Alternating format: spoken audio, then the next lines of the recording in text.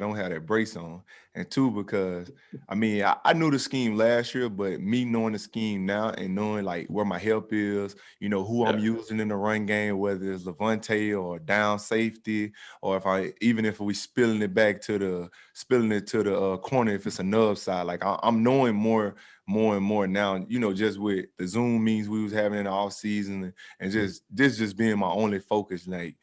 So I'm good. And then it's the same plays, and the new plays that he put in, they are built off the last year plays. So I don't have like a new playbook in front of me. So everything's just moving just fine for me. Your buddy Lavonte David, got on that 100 list of top players in 2020 at number 100. I'm sure he probably deserves to be higher. You'll probably find yourself on there real soon. I saw a clip where you guys were running in training camp, and he can still put them up and down. Are you inspired by how this guy has kept himself in the kind of condition and the playing shape that he is at this age? Yeah, I mean, I'm really thankful, for everything he brings to the team, especially like, his veteranness. With him out there competing like that, a lot of guys around a lot of different other organizations get vet days, and this dude don't take vet days. Last year all training camp he was there every step of the way. This when we first got here this time, he was out there competing with me. Even though on that video it was only 10 yards, and I still beat him, just letting everybody know. But I'm just proud of everything that he brings, because I mean the guy got a winning mentality and haven't made the playoffs yet. So it's bigger goals for us than even that top 100. I was more mad that he wasn't higher than he was. But I mean, at the end of the day, he said that's not his main focus. His main focus is getting to the playoff, winning the division, getting to the playoffs, and winning the whole thing. And as long as we just keep that mindset and don't worry about the outside distractions, such as little stuff like that, I think everything will take care of itself, especially for him and myself in the linebacker room. Okay, next is going to be Greg Allman. Yeah, we've got a lot of good football questions to ask you, but I got to ask you where things stand on you taking a horse into work. And I know you got the green light from the GM, and when's that going to happen? I don't know. It rains so much in Tampa that it's kind of hard. It's kind of hard that it rains so much. Bad accidents can happen with horses on asphalt when it's wet. So kind of been a little chill with it. But I really want to do it, though. I really want to ride one, because I got one out here with me right by my house. So I do kind of want to ride one up, and cruise down one buck one time and then send them back to the barn. That'll be nice. Okay, next is going to be Jenna Lane. I'm so glad that Greg asked a horse question, because I too have a horse question. There was some talk, or you tweeted it out, about letting Brady possibly ride one of your babies. What is the status of that right now? Well, I say right now with that, we just got to get through training camp, get in the season, and probably on one of those victory Mondays. I think that's going to be the day that we go do it. Probably on a victory Monday. So that means we got to win in order to get them. So we got a long process ahead, but it's still on the plan, because I love to see that myself. And a football-related question. Obviously, you aspire to be great at what you do, and you're already well on your way there. What's it like going up against a guy like him every day? I mean, it's great.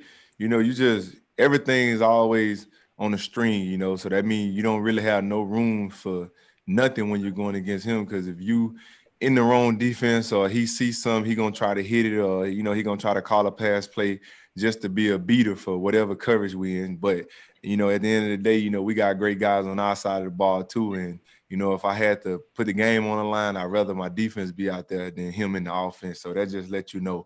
But he's really making us better. We getting better every day. We go out there and compete against him. And I think a great thing is, I'm able to go to him after practice and see the things that he's seeing that we need to improve on defense to make us even better. Like, hey man, I'm picking y'all apart when you on your toes a lot, or just any little thing, that he picked up on us. I'm going to him and getting advice for it, because, he's seeing it every day. So I know another team gonna look for it on film and try to pick us apart with it in the game. So if we fix it right now in training camp, we don't have to worry about it. All right, next is going to be Ira Kaufman. Devin, how much are you already thinking about Mr. Breeze, Kamara, Michael Thomas? They got Emmanuel Sanders now, Jared Cook, Devin, and how challenging is it to have a statement game that early for this defense? I mean, I think about him every day because I watch film on him every day. Because I mean, at the end of the day, that's the number one priority. I mean, we getting better as a group, as a unit, as a team in training camp. But the focus is on week one and being able to go out there and take care of business. But as far as like it being a challenge and we won, I mean, everybody in the NFL are the best. You know, if we weren't the best, we wouldn't be here. You know, at the end of the day, every team starting off 0-0, so it's our duty to go get that first win on the road. But as a defense, I think, you know, we in the best position to get to, you know, dominate and just dominate early. And so we could put the lead on notice from game one that, you know, hey, we for real, like this defense for real on the front end and on the back end. So, you know, I'm ready. I'm ready. We couldn't have had a better opponent for week one. I just hate that ain't no fans gonna be in the stadium. What do you remember the most, Devin, about playing them last year? I just know that they like their guys and they like to go to them. So I mean, we can't let them get going, and that's the main thing. And you know, just as far as a passing standpoint, you know, I know Drew like to get the ball out his hands. He don't like to take sacks or get hit. You know, so he not gonna hold on to the ball. So we know where he want to go, and it's our job to, you know, not let that happen. So I think we'll be ready. All right, next is going to be Ed Encina. Devin, as kind of the leader of last year's rookie class, you know, what kind of jump do you think you guys as a collective group can make, you know, as a group in year two? I think we can make the biggest jump of, you know, any class out there because a lot of our guys are starters on this team right now. And, you know, it ain't no, oh, I'm a rookie. It ain't no room for minimum errors, nothing. Like, you know, we pride on ourselves on not getting on BA's board before the team meeting with a mental error. You know, just because we in year two, everything should be slowed down and we should just be going at a different pace because we know how to go about being a pro now. You know, having a year of professionalism under our belt, it just makes everything easier. And I think everybody came back with more confidence now. You know, you can see it, you know, with the practices going on. If guys was to post clips of how they doing in practice or something, you'll be able to see it. And I'll say that's the number one thing, just being confident in your abilities. And I know for sure we are confident in our abilities. Okay, and next is going to be Kevin O'Donnell. Hey, Devin, I saw the Bucks had you wired up during training camp, and it seemed like you were talking a lot out there. But Bruce Arians says you're not one of the biggest trash talkers on the team, but is talking part of your game? Yeah, I mean, I just like to mostly talk to my side of the ball. Like I just like to get my guys going. You know, I know they feed off my energy, so I just, you know, go out there and have fun. Like I don't really gotta say nothing to the other team or the offense because I mean they know what I bring every play, so I ain't gotta let them know. My play gonna let them know, but I just gotta make sure my guys' head stand in it. You know, whether it's just letting them know like, hey, I got your back, or talk to me here, just little stuff like that. Because communication in this defense is key. Like without communication, this defense don't work. So I mean, that's most of my thing. But I mean, if I'm in the zone, I'm feeling some type of way, I'm gonna let the offense, you know, whether it's, you know, our offense or another team's offense, I'm gonna let them know, you know, what's going on. But other than that, man, I just like to keep my guys, you know, comfortable and keep the communication up. Well, I heard your prediction out there that you want 5 interceptions. Where'd you come up with that number, and why 5? Oh man, I don't know. I just know like 5. That's the least that I can get. Like I got to get my hand, you know, on some balls. 'Cause I'm in man coverage a lot. You know, when I'm in my zone, you know, zone coverage, I just got to find a ball. I always got a knack for fumbles and fumble recoveries, but you know, just growing up, picks ain't never really been my thing. So I'm trying to make it my thing. Like I'm hitting the jugs every day after practice, and catching is not a problem. It's just overplaying the quarterback and jumping routes and just being a faster, smarter football player. So I don't know. I just came with 5. I don't know. I was number 5 pick, so it was a great number. 45, the end of my jersey number. So I see a lot of 5s out there. So some good about that number standing out. So 5 picks or 5 sacks, I'll take either one. Or both at the same time, 5 picks and 5 sacks. I know turnovers is going to be huge for us. Like, we really putting a big emphasis on it this year. All right, next is going to be Luke Easterling. Devin, there's a lot of questions surrounding the college football world right now. Some conferences don't look like they're going to play this fall. Some are trying to play in the spring. You got top prospects, like yourself coming out who are having to decide whether or not to start training for the draft now or whether they're going to wait around and see. If you could give, any sort of advice to those players who are trying to make those tough decisions based on your own experience, what would that be? If I could give any advice to any of those players that's thinking about opting out, I guess that's what's the word. I would say do not do it. You'll never get them memories back with your team, your college team, your brothers who you put in work for years and years. And, one thing about college, you get to pick the university you go to. When you get to the NFL, you don't get to pick to go be with your boys or, your favorite team. You don't get to do that. Everything a business when you get to this level.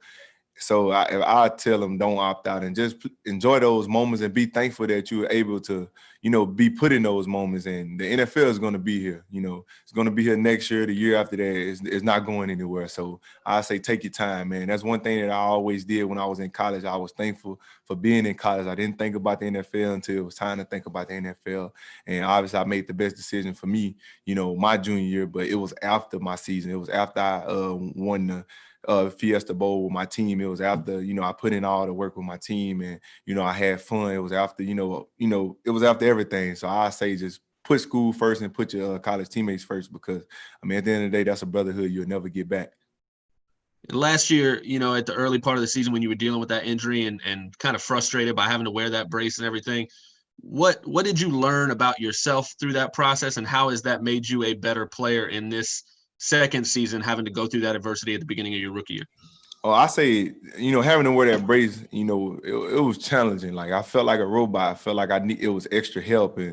But I think it just told me that, the man up above, he was just letting me know that he was guiding me. He was my strength. And I think it just made me more patient. Like, cause me, my patience level is not good. Like I always want to be on the field. I always want to be right in the midst of everything with my teammates. And I always want to be helping them, get to a victory with it. And I wasn't able to do that for a long time. And that was my first time ever in my life having to sit out games or even miss practice, and I've been playing ball since I was 5 years old. So, that just let you know. But, at the end of the day, it boosted my confidence level up because I was so ready to get back. I had so much time not to be on the field, but just to be studying. And it made me a better player. So when I came back, man, it was all about playmaking. And I think I went out there and I showed that, being able to win, defensive rookie of the month 2 months in a row, man, that was just a blessing. Just let me know it was all God's time, even though, I didn't start off so well, but I finished great. We have time for a couple more. Next, we're going to go to Steve Isbitz. Devin, you mentioned going to Tom Brady and getting advice on what he sees on your defense and picking it apart. Where does that actually happen? Is that on the field, or do you sit down in a meeting room or maybe have some lunch or a film room? What does that look like?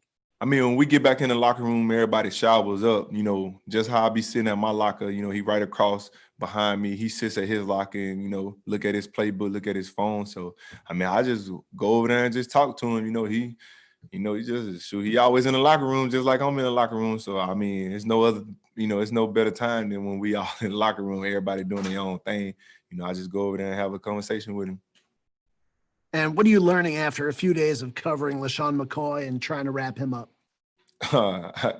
I learned what's a great player that I done seen, on television, on the internet, highlight tapes over and over, and I told him every day we step out there, I was like, you're going to make me an even better linebacker because you bring a different, aspect to the running back, as yourself, like, cause you do everything different. Like the guy even hold the ball different. So, he just makes me a better player. Today I had him in space and, if y'all ever get a chance to talk to him, he'll tell you how good, I can cover.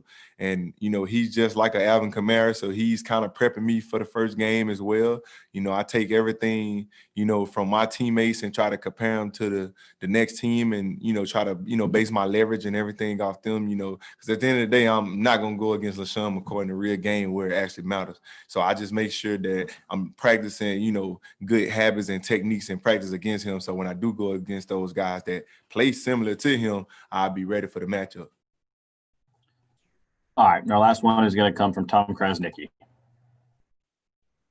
Hi, Devin. Good morning. You mentioned some individual goals, the 5 interceptions, the 5 picks. You're playing faster in year number 2 without the knee brace, and you know the defense a lot better. My question is are you banging on the table in Todd Bowles' office looking for those blitzing opportunities more so this year? Well, I wouldn't say I'm banging on the table looking for him, but when he called my number in training camp, he know that 9 times out of 10, I'm either getting the quarterback off his spot or I'm getting a sack or just disrupting things. So that'll let him know that I need it. More so than saying it with my mouth, that don't mean nothing to a coach. But every time he called my number in training camp, I go out there and prove why I need to be blitzed more, and I just think he called it in the right time, like especially with training camp, seeing, how he calling things. I don't have to blitz 30 times a game, 10 times a game. He know the right time when to call it. And, whenever he called my number, I'm going to be shot out of the cannon. I'm going to go make something happen in the backfield. And that's all that matters to me, because at the end of the day, it's a team sport and everybody on the defense has to eat. So I just got to be ready when my number called, and I can't be complaining when it's not called. But I will do my job to help free up other guys when I'm not blitzing, and I know they'll do the same for me when I am blitzing. Hey, thanks, man. Best of luck to you. All right, thank you. All right, that's all for today, Devin. Appreciate you taking the time. All right, y'all have a good day.